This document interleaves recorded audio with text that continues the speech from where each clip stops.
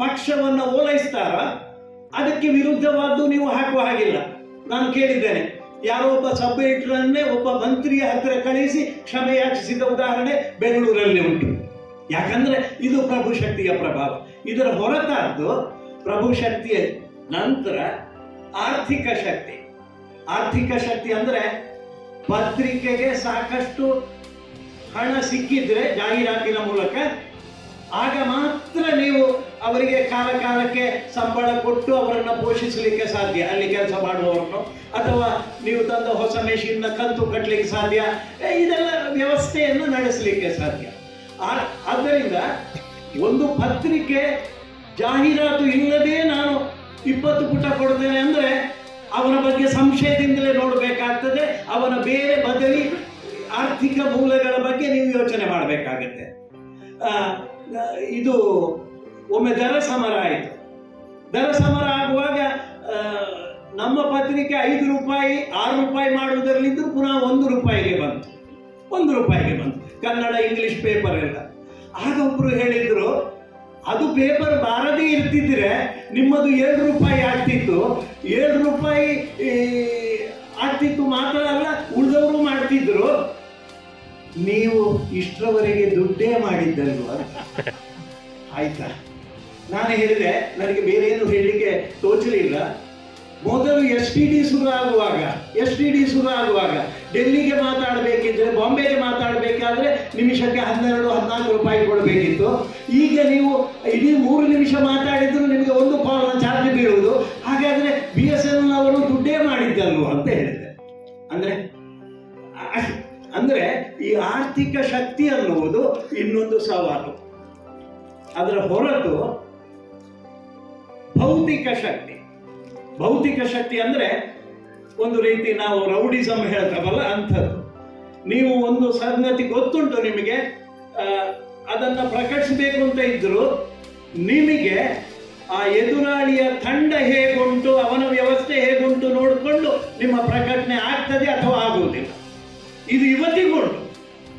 ಅದರ ಹೊರತು ಇನ್ನೊಂದು ಭಾವನಾತ್ಮಕ ಅಂದ್ರೆ ಅದು ಏನೇ ಇರಲಿ, ಒಂದು ನ್ಯೂಸ್ ಬರುತ್ತೆ, ಅದರಲ್ಲಿ ಪೊಲೀಸರು ಅರೆಸ್ಟ್ ಮಾಡಿದ್ರು ಅಂದ್ರು, ಅರೆಸ್ಟ್ ಮಾಡಿದವ ಅವ ನಮ್ಮ ಪೈಕಿಯವನೇ, ಒಂದು ಹೆಸರು ಒಂದು ಬಿಟ್ಟು ಬಿಡುವುದು, ಸುಳ್ಳಿ ಅಷ್ಟಿದ್ರು, ಇವರೊಂದಿಗೆ ಇನ್ನೊಬ್ಬರನ್ನು ಬಂಧಿಸಲಾಯಿತು ಅಂತ. ಇದು ಭಾವನಾತ್ಮಕ. ಇದು ನಾನು ಆಗ ಕಂಡುಕೊಂಡದ್ದು. UNI ಮತ್ತು PTI ಸಂಸ್ಥೆಗಳ 2 ಟೆಲಿಪ್ರಿಂಟರ್ಗಳು ನಮ್ಮ ಉದಯವಾಣಿ ಕಾರ್ಯಾಲಯದಲ್ಲಿ. ಅದು ಬೆಳಗ್ಗಿನ ಹೊತ್ತು ನಾನು ಒಬ್ಬನೇ ಇದ್ದೆ. ಮಧ್ಯಾಹ್ನ ಎಲ್ಲರೂ 1 ಗಂಟೆ ಮೇಲೆ ಎಲ್ಲರೂ ಬರುವುದು, ರಾತ್ರಿ ತುಂಬ ಹೊತ್ತಿರ್ತಾರೆ.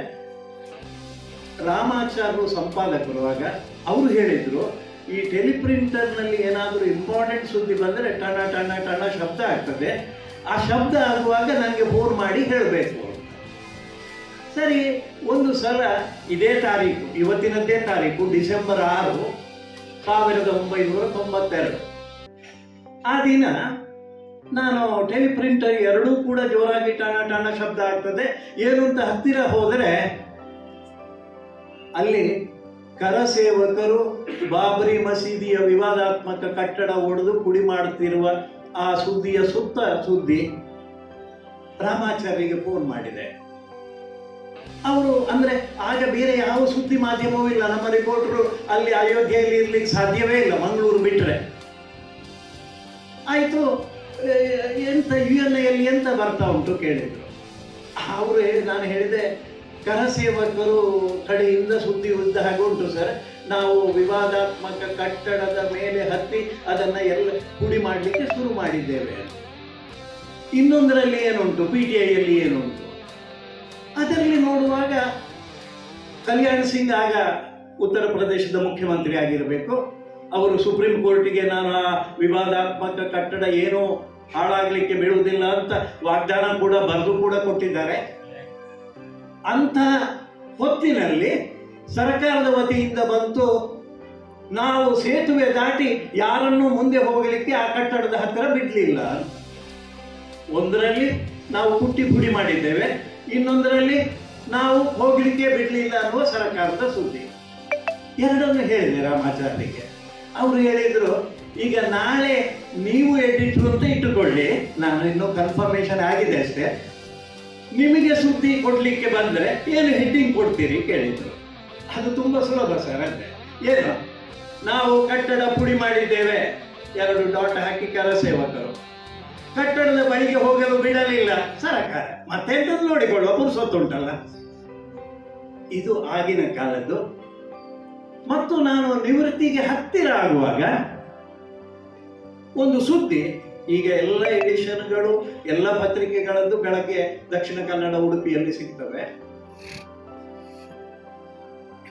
ಮೊದಲನ ದಿನ ಮನಮೋಹನ್ ಸಿಂಗ್ ತಮ್ಮ ಹೆಂಡತಿಯನ್ನ ಕರ್ಕೊಂಡು ವಿಮಾನದಲ್ಲಿ ಎಲ್ಲಿಗೂ ವಿದೇಶ ಪ್ರಯಾಣ ಮಾಡುವಾಗ ಬರ್ತ್ಡೇ ವಿಮಾನದಲ್ಲೇ ಆಚರಿಸಿದ್ರು ಅಂತ ಸುದ್ದಿ. ಮರುದಿನ ನನ್ನ ಮನೆಗೆ ಬರುವ ಇನ್ನೊಂದು ಪೇಪರ್ ನೋಡಿದ್ರೆ ಮನಮೋಹನ್ ಸಿಂಗರ ಬರ್ತ್ಡೇ ಅಲ್ಲ, ಅವರ ಹೆಂಡತಿಯದ್ದು ಅಂತ. ಇದು ಹೇಗೆ? ನಾನು ಆಫೀಸಿನಲ್ಲಿ ನೋಡಿದ್ದೇನೆ. ಈ ಸುದ್ದಿಯ ಬೆನ್ನು ಹತ್ತಿ ಹೋಗುವಾಗ ಅವತ್ತಿನ ಕನ್ನಡದ 3 ಪತ್ರಿಕೆಗಳು ಮನಮೋಹನ್ ಸಿಂಗರ ಬರ್ತ್ಡೇ ಅಂತ ಬರೆದಿದ್ದವು, ಇನ್ನೂ 3 ಪತ್ರಿಕೆಗಳು ಅವರ ಹೆಂಡತಿಯ ಬರ್ತ್ಡೇ ಅಂತ ಬರ್ತಿದ್ವು. ಇದು ಯಾಕೆ ಅಂತ ಅದರ ಹಿಂದೆ ಹೋದಾಗ PTI ಅವರು ಶುರುವಿಗೆ ಮನಮೋಹನ್ ಸಿಂಗರ ಬರ್ತ್ಡೇ ಅಂತ ಕೊಟ್ಟಿದ್ರು. 12:30 1 ಗಂಟೆ ರಾತ್ರಿಗೆ ಕಿಲ್ ಕಿಲ್ ಕಿಲ್ ಅಂದ್ರೆ ಐಟಮ್ ಕಿಲ್ ಅಂತ ಮಾಡಿ ಹೊಸ ಐಟಮ್ ಅವರ ಬರ್ತ್ಡೇ ಅಲ್ಲ ಅವರ ಹೆಂಡತಿಯದ್ದು ಅಂತ ಕೊಟ್ಟು, ಈ 12:30 ಗಂಟೆಗೆ ಯಾವ ರಿಪೋರ್ಟರ್ ಇರ್ತಾನೆ ಸಾಯ್ತಾನೆ.